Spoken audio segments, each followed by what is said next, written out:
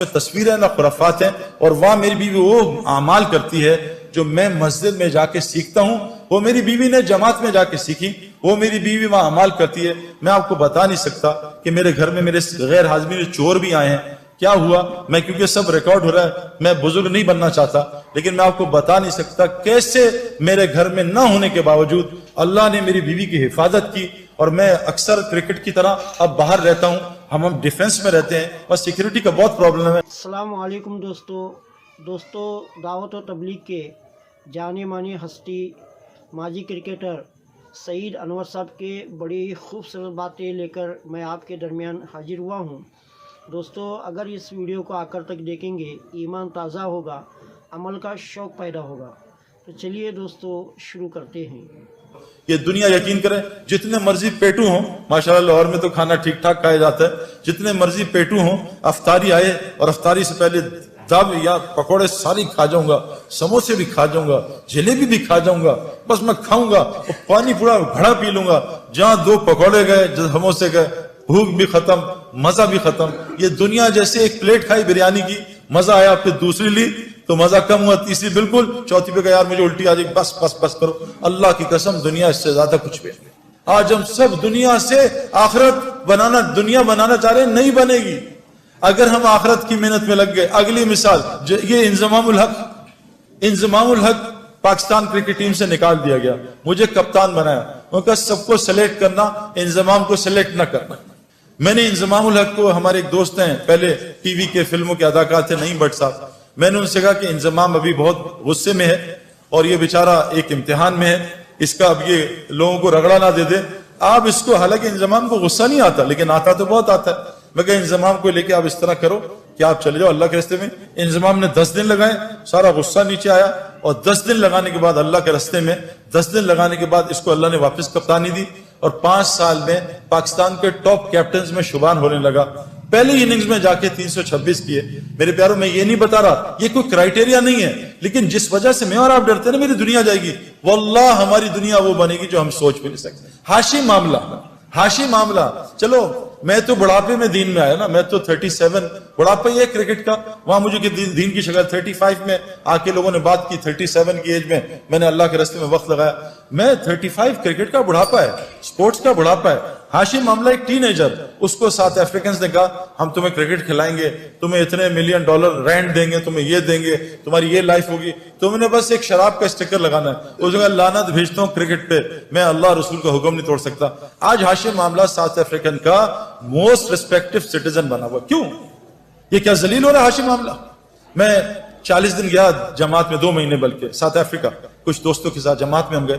جب مجھے ڈربن میں انویٹیشن انہوں نے دیا کہ آ کے یہاں بات کرو اسٹیڈیم میں، اس کی ٹیم کے کھلاڑی بھی تھے اور مختلف قسم کے وہ سکوررز اور کامنٹیٹرز۔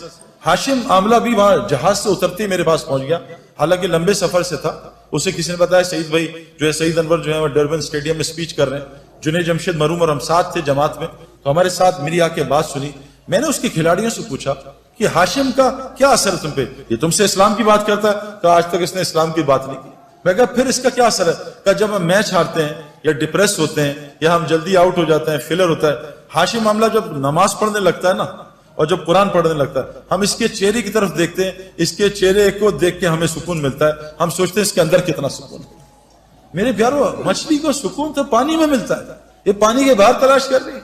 کتنی مثالیں آپ کو دنیا کو دوں، میں نے آنکھوں سے میں آپ کو کیا بتاؤں کہ جو لوگ تبلیغ کا، دعوت کا صحیح کام کر رہے ہیں، میں نے امریکہ گیا ہوں، میں پوری دنیا پھروں، اللہ تعالیٰ دنیا میں ان کو، کیوں کہ اللہ نے قرآن میں فرمایا ہے جس کا مفہوم ہے کہ جو بھی نیک عمل کرے گا، چاہے عورتیں ہوں یا مرد ہوں، اللہ قرآن میں کہہ رہے ہیں جو بھی نیک عمل کرے گا، عورت ہو مرد ہو، شرط مومن ہو، اللہ کہہ رہے ہیں لام اور نون قرآن میں جہاں آتا ہے اس کا مطلب ہے اوبلیگیٹری ہو جاتا ہے، اس میں کوئی ڈاؤٹ نہیں ہے۔ اللہ کہہ رہے ہیں لام اور نون ملا کے کہہ رہے ہیں کہ میں ضرور بالضرور 200% میں اس کو حیات طیبہ کہتے ہیں جنت فردوس کی زندگی کے ایپیٹائزر کو، میں اس کو دنیا میں بسر کرواؤں گا، جنت کی زندگی یہاں بسر کرواؤں گا۔ آج مسلمانوں پر زندگی جو ہے وہ جنت کا نہیں ہے میرے پیاروں، کیوں کہ آج مسلمانوں میں کیا ہے؟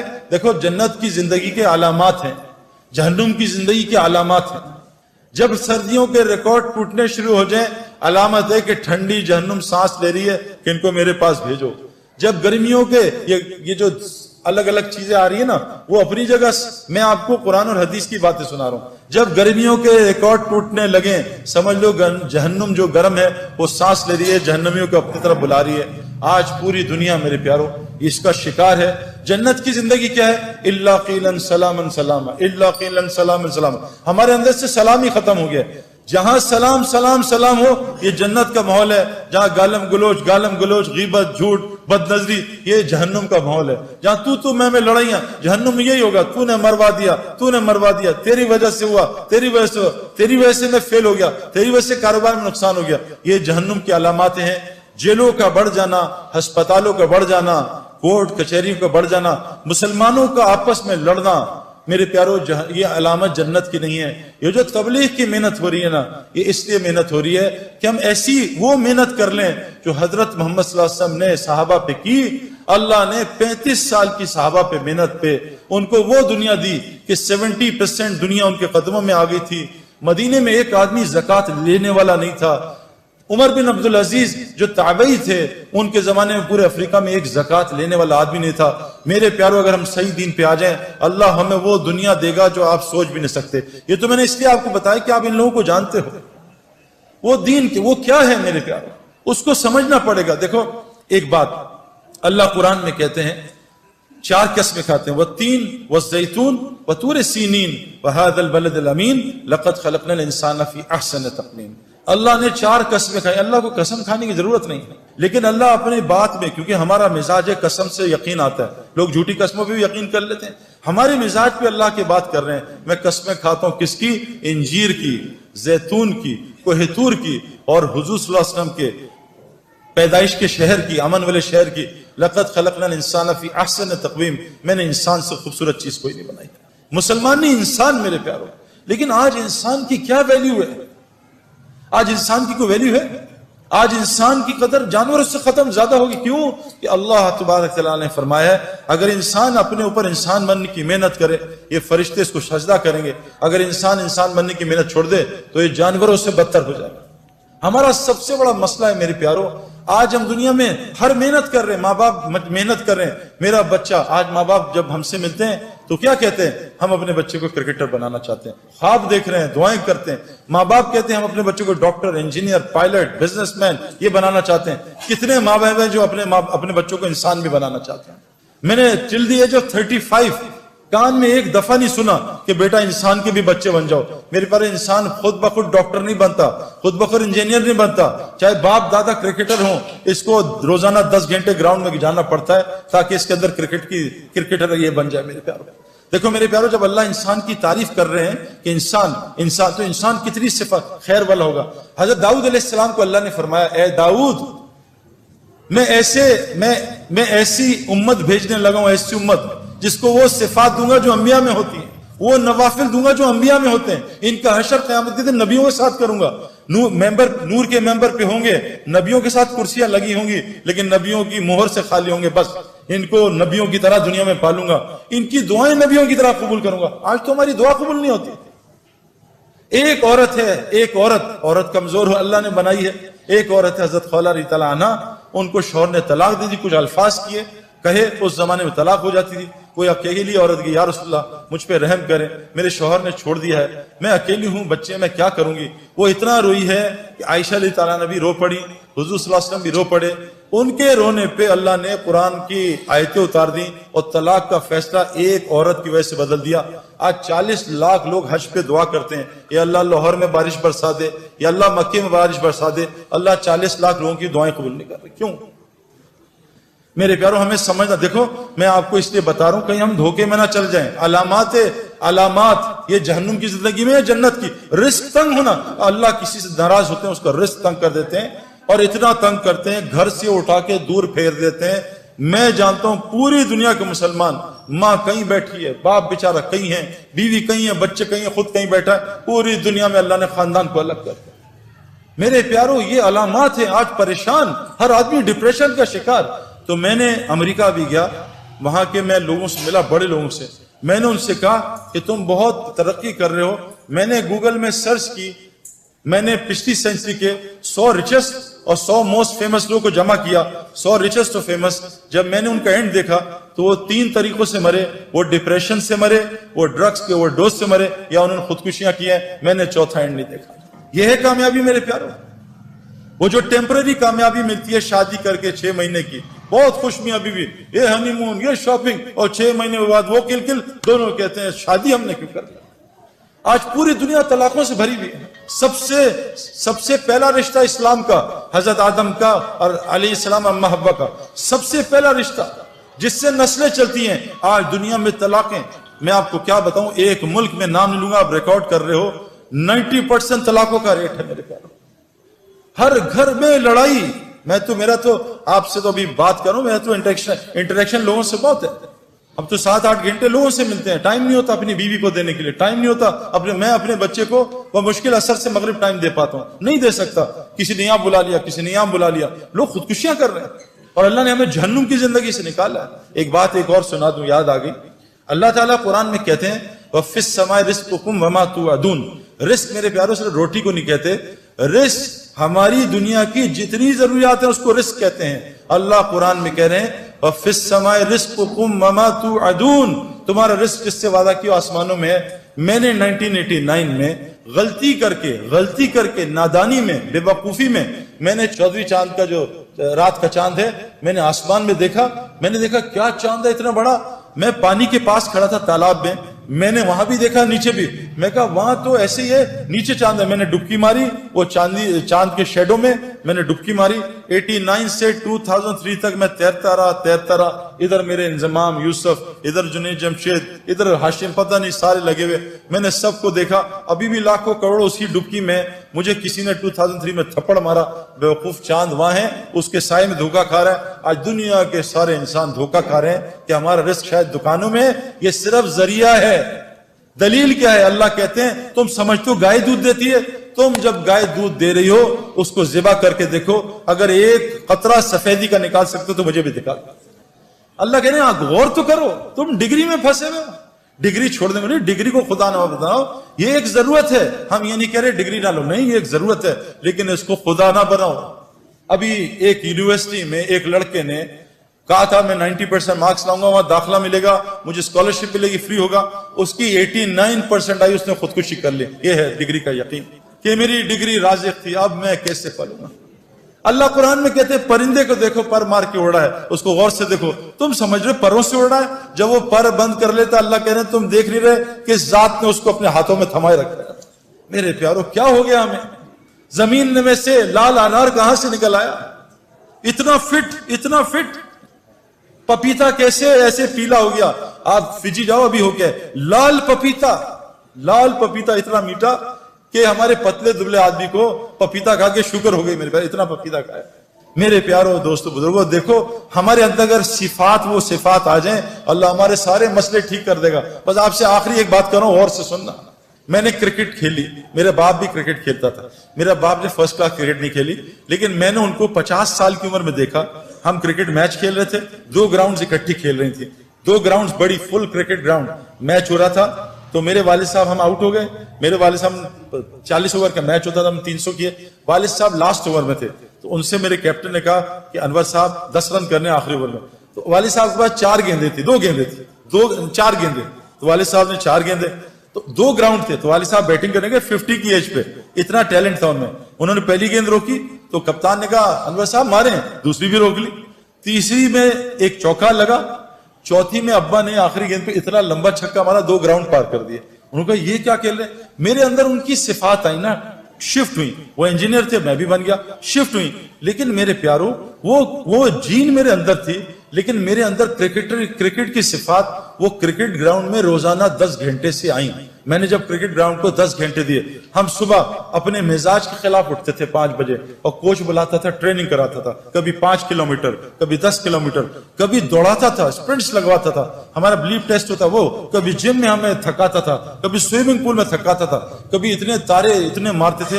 میری ساری 10 کی 10 انگلیاں زخمی ہیں. کوئی پٹاخہ نکالتا ہوں درد ہوتا ہے. اتنی گیندیں لگتی تھی. کینیڈا میں 2 ڈگری 3 ڈگری ٹیمپریچر، اور وہاں جب ہاتھ میں گیند پڑتی تھی نا ایسا لگتا تھا کسی टीचर ने सोटी मारी है जोर से, हाथ 5 ओवर तक कांपता रहता था। मेरे प्यारों में ग्राउंड में रगड़ा खाया, रगड़ा, तब जाके मैंने 100 मील की गेंद को खेलने की आदत पड़ी। मैंने ग्राउंड में अपनी जो मेरे अंदर जीन थी उस जीन को सिफात में बदला क्रिकेट ग्राउंड की मेहनत से।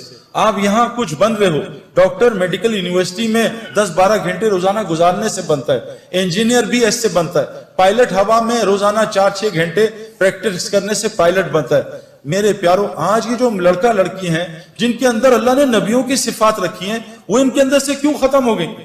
अब सारे आके कंप्लेन करते हैं, क्या हम कर रहे हैं जी, ये कौन कर रहा है, ये क्या कर रहा है, और हालात खराब से खराब हो रहे हैं। अब वो सिफात कैसे आएंगी? उसके लिए मैं आपको एक बात बता रहा हूं, एक शर्त है। उसके लिए ये लड़के और लड़कियां दोनों को वो मस्जिद की मेहनत जो हजरत मोहम्मद सल्लल्लाहु अलैहि वसल्लम ने की थी, उस मेहनत में से अपने आप को गुजारना पड़ेगा। ये जो तबलीगी जमात के नाम से हो रही है, मेरी बीवी एक डॉक्टर थी, उसने डॉक्टरी की, फिर मेरे साथ शादी हो गई। वो स्पेशलाइज नहीं कर सकी क्योंकि मैंने जब शादी कर ली, मैं अकेला सफर नहीं करता क्योंकि हमारा माहौल बहुत गंदा था। 96 में शादी हुई, जब से मेरी बीवी मेरे साथ रहती थी।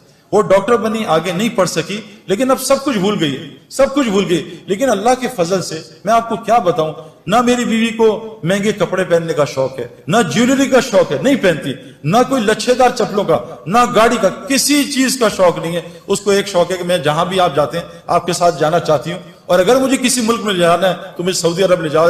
अल्लाह ने उसके सारे शौक को खत्म कर दिया, और इतनी खुश है, उसकी इतनी इज्जत है। अभी लाहौर आया हूं मैं, बहुत अरसे बाद में लाहौर रहा हूं 20 साल। हर जगह से आ रहे हैं, आप भाई अपनी बीवी को छोड़ जाओ, हमारे घर वाले उससे मिलना चाहते हैं। ये किसी डॉक्टर की इज्जत है? अगर वो डॉक्टर बन जाती है, किस लिए मिलना चाह रही है? वो तो कुछ भी नहीं है, मैं तो रिटायर्ड क्रिकेटर हूं, मेरा क्या हैसियत रहेगी? मेरी बहनों और भाइयों, हमारी इज्जत, हमारी खुशियां, चैन सुकून वो दीन में है। और याद रखना, हुजूर सल्लल्लाहु अलैहि वसल्लम के जमाने में हर घर में मस्जिद थी।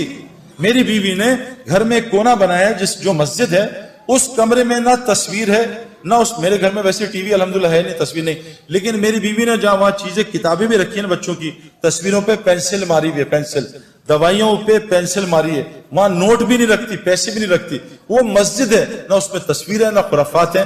और वहां मेरी बीवी वो अमाल करती है जो मैं मस्जिद में जाके सीखता हूं, वो मेरी बीवी ने जमात में जाके सीखी, वो मेरी बीवी वहां अमाल करती है। मैं आपको बता नहीं सकता कि मेरे घर में मेरे गैर हाजिर चोर भी आए हैं, क्या हुआ, मैं क्योंकि सब रिकॉर्ड हो रहा है, मैं बुजुर्ग नहीं बनना चाहता, लेकिन मैं आपको बता नहीं सकता कैसे मेरे घर में ना होने के बावजूद अल्लाह ने मेरी बीवी की हिफाजत की। और मैं अक्सर क्रिकेट की तरह अब बाहर रहता हूं, हम डिफेंस में रहते हैं, बस सिक्योरिटी का बहुत प्रॉब्लम है।